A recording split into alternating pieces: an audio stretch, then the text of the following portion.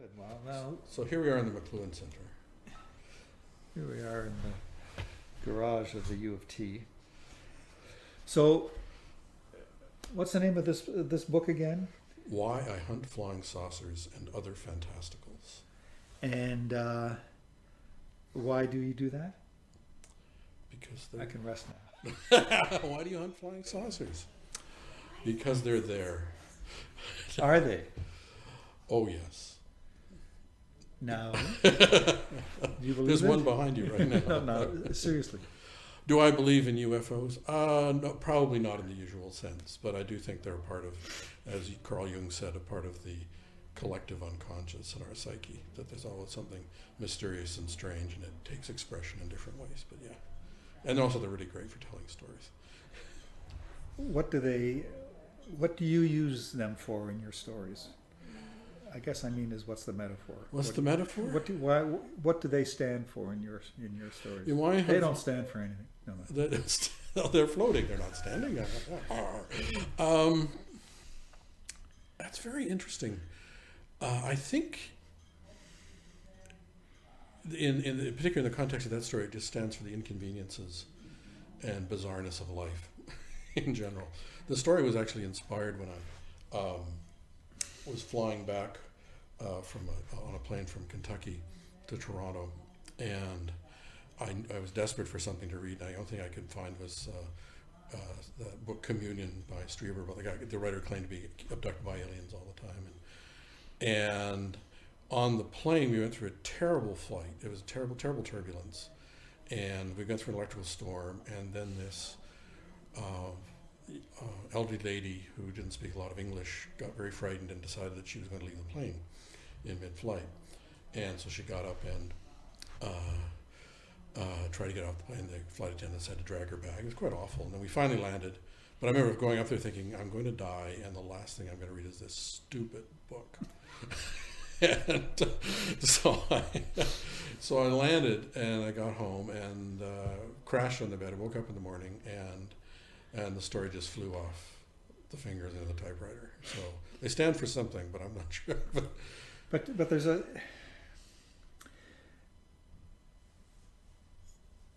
your version, the way you see normal life.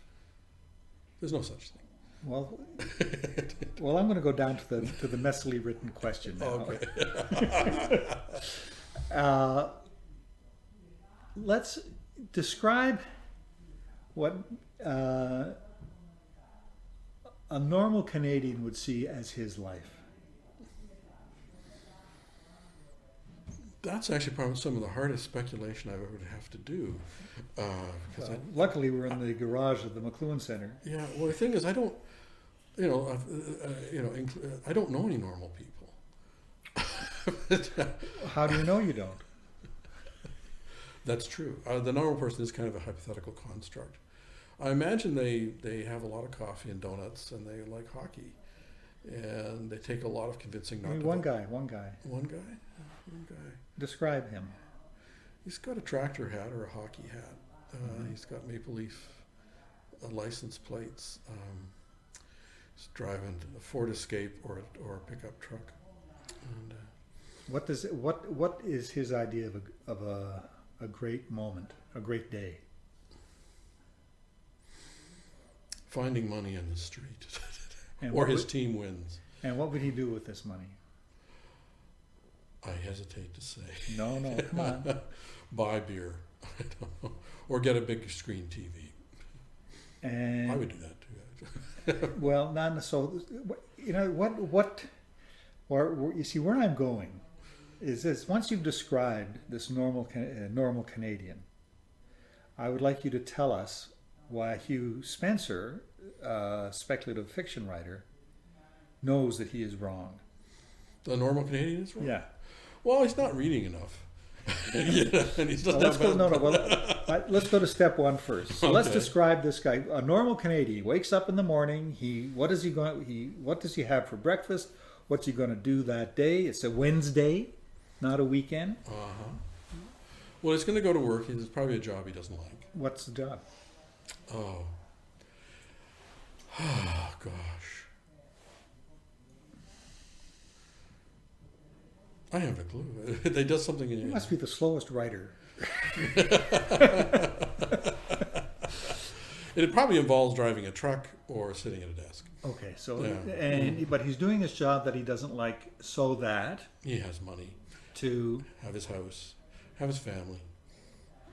And how will he feel that he has succeeded in this life? Have the most toys at the end of the thing. Anyway. That's easy. Yeah. It's, no, I mean, I think a lot of it is that people. I think one of the sad things. I think people do tend to look at everything in terms of economics and sort of economic rationality. You know, how much money do I have in the bank? Do I own my home? How big is my home? Really? Yeah, and all those things. I mean, that's really what I pick up from people. Okay. But maybe it makes me think I don't like people. I feel terrible now. No. It's. So you disagree with this appraisal? Oh no, I think money is important. I want everyone to buy 50 copies of my book. But the main thing I think is what you do with it, but also there's more than that. Wow. You know, and I think that's when I said that the average Canadian part doesn't read enough, and I think that's quite true. I don't think they spend enough time reading. I don't think there's enough time going for long walks. To Think about anything. You know, I mean, but, you know, think about life, think about what they think is beautiful, what they think is ugly, what they think they should do, what is right or wrong, and get beneath the surface. So when this Canadian who doesn't read books Mm. picks up a book and it happens to be yours, because he got it at an airport and it was the only book left. Yeah, that And he's inconvenient. he's in Kentucky and he's about to have. Anyway, so he picks up this book. What is he going to get out of your book? It will change his life. How? He'll see below the surface. Below the surface? Beneath the surface. Really? I think so, yeah. And what's he going to see there? He's going to see the true forces that actually manifest themselves and influence us. How? Aliens? Sometimes. Talk to me. About aliens? Yeah, well, talk. What are these forces? What does he see? What is this book giving him? Well, Is this helpful at all? if you ask people to think about when they look at the sunrise, they'll deep down they actually think the sun is about the size of a basketball and 30 feet off the ground. You have absolutely no respect for your fellow human. I don't.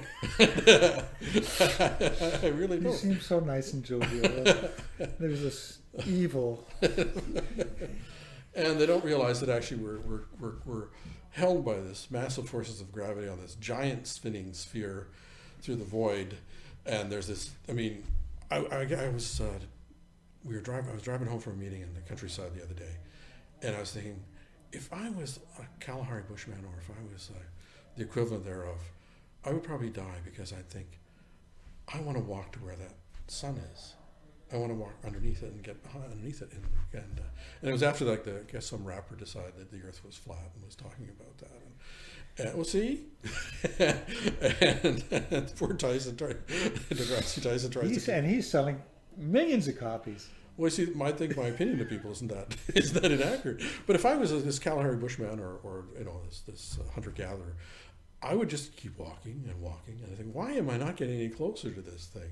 It's because the distances and the sizes are way beyond humans' understanding or scale or experience, and so that's part of the thing that's beneath the surface. And so therefore there are these aliens that come down and stick things in your ass and. Yeah, that's what happens when you try and follow the sun. No, waste your time. Well, I actually didn't make any of that up. I mean, that's all from basically sort of urban folklore that's emerged in the 1970s and 80s. Urban, yeah, pretty much. Well, it is. Well, actually, that was one of the interesting things about UFO folklore is that when I was growing up in Saskatchewan, Alberta, cattle mutilations were a big deal, and them UFOs came down and.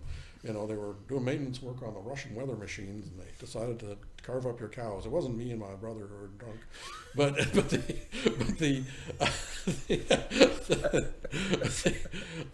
it was very much a rural thing. It was crazy things that you saw, and I'm pretty convinced that a lot of stuff around Roswell, New Mexico, they used to send up a lot of weather balloons there, and if you ever seen them deflate them, they're these silver things, and they look very saucer shaped, and they're sitting on the prairie, and I think these guys sit in the back of the pickup trucks after a few dozen beers, and it looked very alien-like. Anyway.